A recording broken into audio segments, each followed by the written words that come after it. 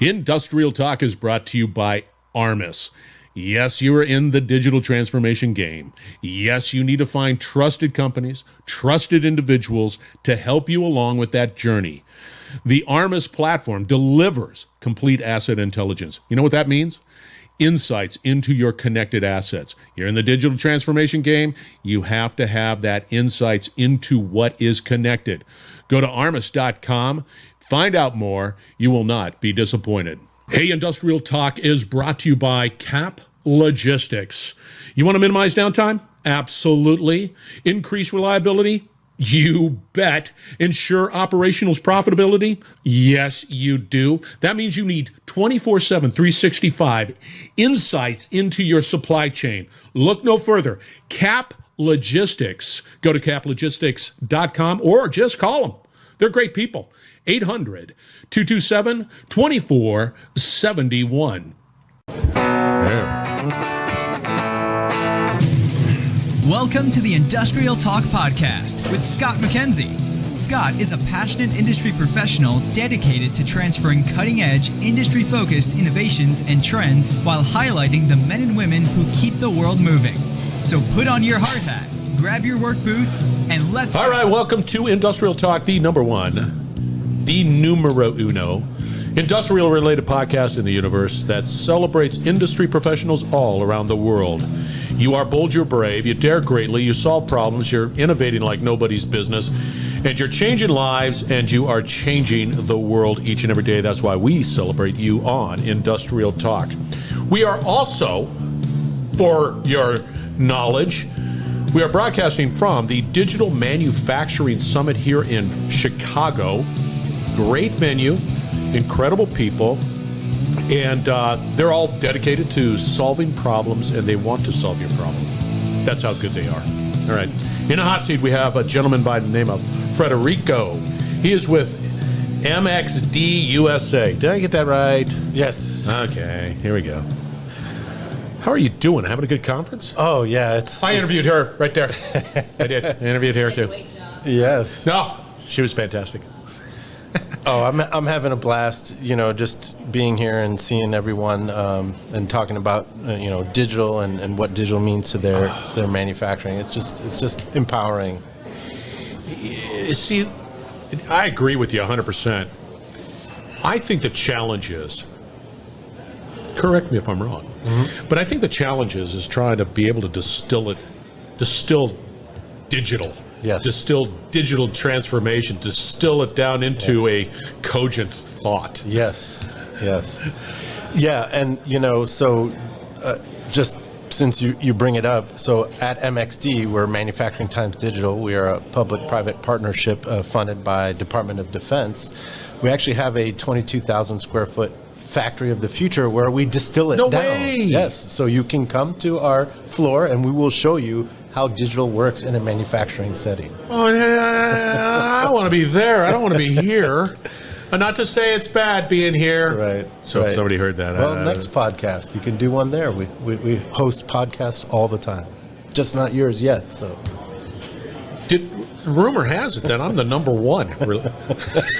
That's a rumor. Yeah. So where do you guys call? If you look at your business card, what do you call home? MxD. Yeah, it's in Chicago. We're located literally on Goose Island. So if you're from Chicago, just west of Halsted, just north of Division Street. So. And that's where your facility is located. Yes, that's correct. Yeah, our facility overall is about 75,000 square feet, but our factory floor is 22,000. Yep.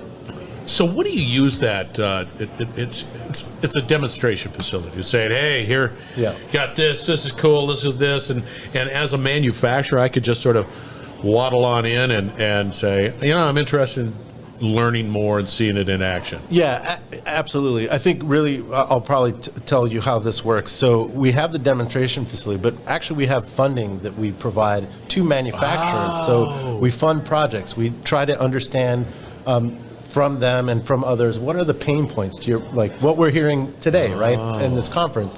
So then we distill that out into projects, and then we make project calls. So we've actually funded about over $130 million since 2014 on over 80 projects in different areas of digital, cybersecurity, and workforce. Is this in collaboration with other businesses?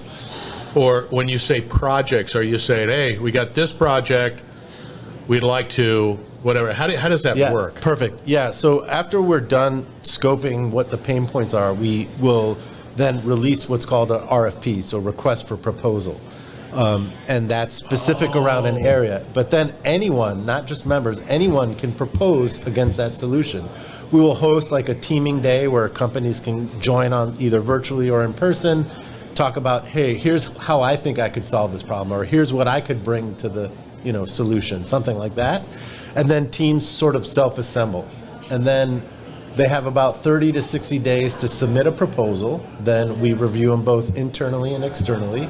And then once we go through that process, we will fund one of those projects. So let's say there are 5 or 10 or 15 proposals. We try to get the best one. And then we provide the funding.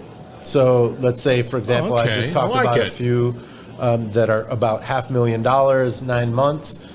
The key is that then the team has to do a one-to-one cost match. So there's skin in the game, right? The government wants to ensure that whatever money they're providing, they've got skin in the game. So go back to let's expand upon that. So your organization defines a problem. Yes. It's like, hey, I see that manufacturers are dealing with this, whatever this is, right? Correct. Yeah. And then you're saying we need to solve the problem. Correct. And then we're going to submit it out there because we're all about collaboration. We need to have more eyes, more ears, more heads into solving this problem. Then you begin to review the RFP, and then you identify the best possible solution to solving that problem which you guys define, and then you build it. Yes. And then what? Yeah. So then from there, we have project outcomes that we'll share with our membership. If you're a member, you get certain access. And then some of it we also distill out to the public at large. So it could be a product, or it generally isn't, because we operate in this TRL 4 to 7 technology readiness level. So 1 to 3 is basic science research, and then 9 to 10 is kind of commercial. So we're in that what's been often coined as the valley of death, where we try to bring these innovations from basic research and get them closer to commercialization.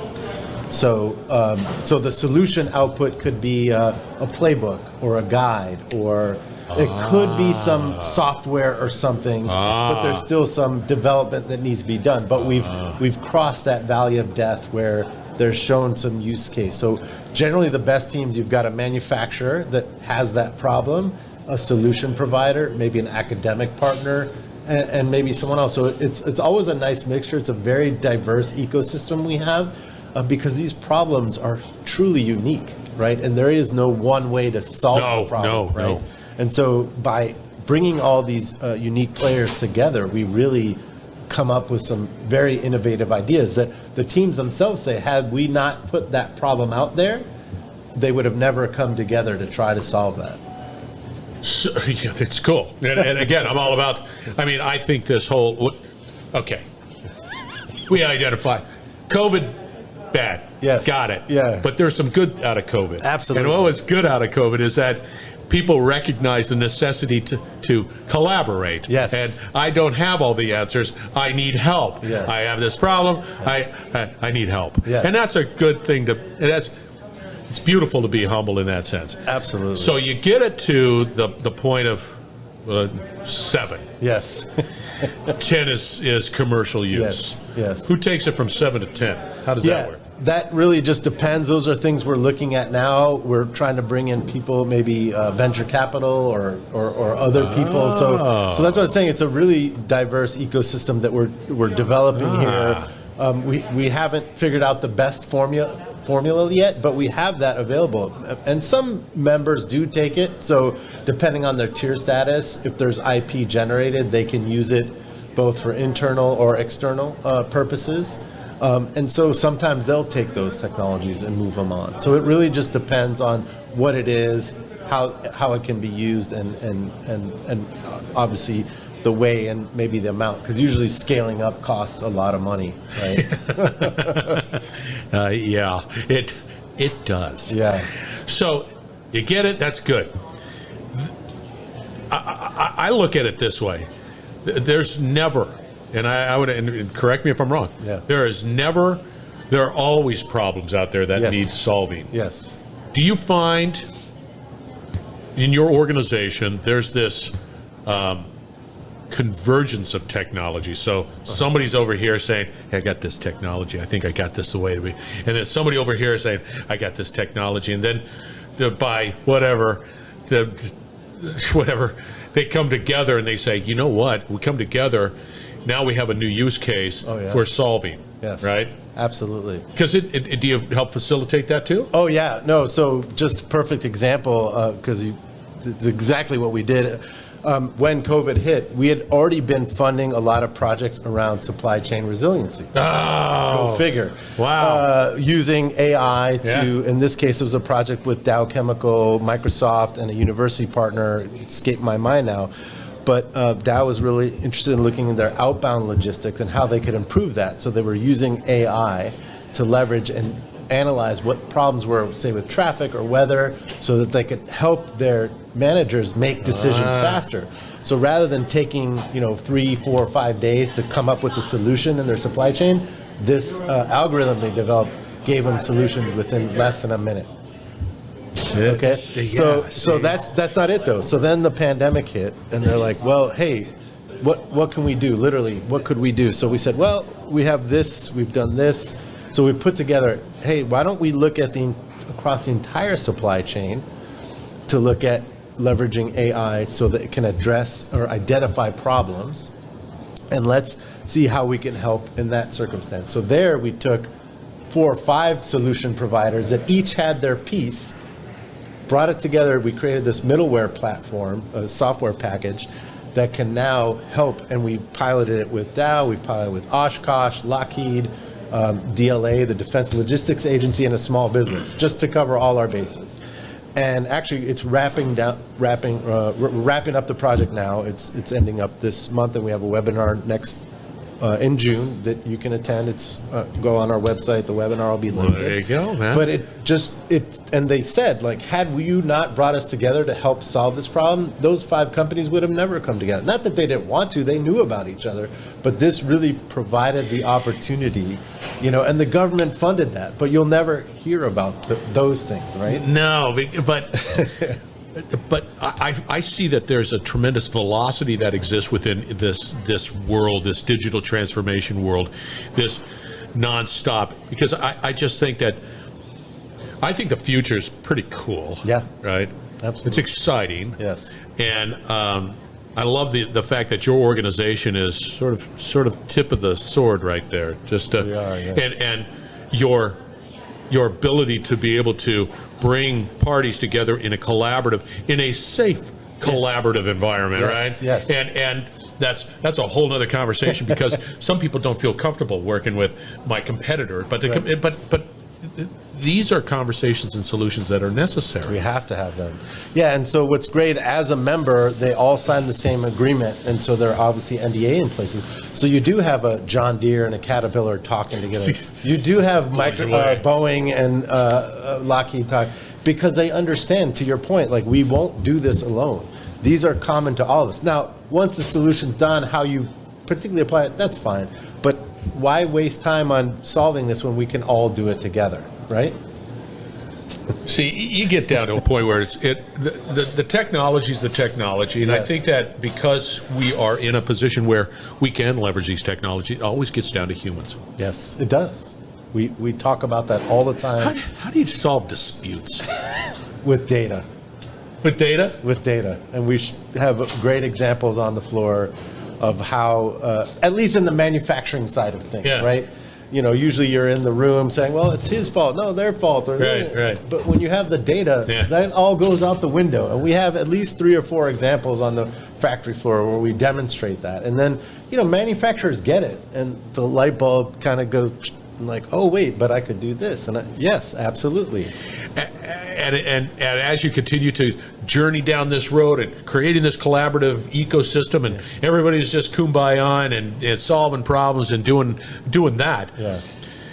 there has to be also an acceleration of understanding too. It probably just says, yeah, we got it. Oh my gosh, I understand it, and it just keeps on going and higher and faster and faster. Yeah. Oh, well, and what's truly exciting about that, because I talked about the kind of digital technologies. We also focus on cyber, but for the operational technology side. So the equipment. How do you secure the equipment? Oh.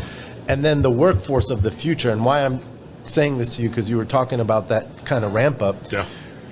People automatically assume technology will remove jobs or are going to get, and that is furthest from the truth. Oh, and it is. so to your point, it's not only are you ramping up on the technologies, but the people's capabilities and their skill sets and what they can do leveraging that technology. That is where it becomes transformational, because now you don't necessarily always have to have a degree in this or that. You just need the right skill set. So in our hiring guides that we've posted on our website for free, it talks about what are those critical skill sets that you need for the future, right? Again, I'm a PhD in metallurgy and material science. He is a doctor. I am a doctor. I taught in academia, but you don't need to be in college to do that. You can have some technical skills, maybe some non-technical skills. We need everybody in manufacturing, right? We don't just need engineers. So this is something that I'm passionate about, and so our workforce Clearly you are, man. It's cool stuff, man. I'm just geeking it in a big way, and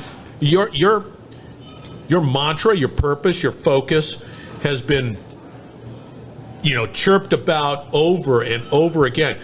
I guarantee you another conversation to have is that whole upskilling and reskilling, that workforce management. Do we have it? Does the university have the nimble capability of being able to train the workforce of the future? That's a whole nother debate. Absolutely, and there's a space for them, absolutely, because when you're in a university setting, you're really free to express or to look into things, dive into things. But sometimes, especially in the manufacturing environment, you need to do things right now, today. You need people who are nimble and thinking, and not necessarily always technical, because the technology now is getting you to that point where it can assist you and really help you. But you need to know how to integrate those things, right? You need to know how to communicate those things. And so when I taught, I would tell my students, hey, you're going to come up with a great idea, but the guys on the factory floor, or they may not know the technical piece. You got to give them what it means to them, how it impacts them. And that's, again, what we do at our places, showing them how it impacts them. Then they get it, right? Yeah. Oh, butterfly. How come I'm not at... I need to go to your place over there. You've got to be there. You've got an open invitation. Anytime. Yeah, there it is, man. You heard it here. He's the president. So how does somebody get a hold of you? Let's say a company saying, hey, I want to be a part of this. What's your... How do they do that? Yeah, www.mxdusa.org. Come on by, and we'd love to have you. So cool. Well done. Thanks. I loved it. All right, listeners, we're going to have all the contact information for Federico out on industrialtalk.com. And so fear not, we're going to have all the information. So get a hold of him. You will not be disappointed. Thank you very much for joining. We're going to have another great conversation shortly, so stay tuned. You're listening to the Industrial Talk Podcast Network.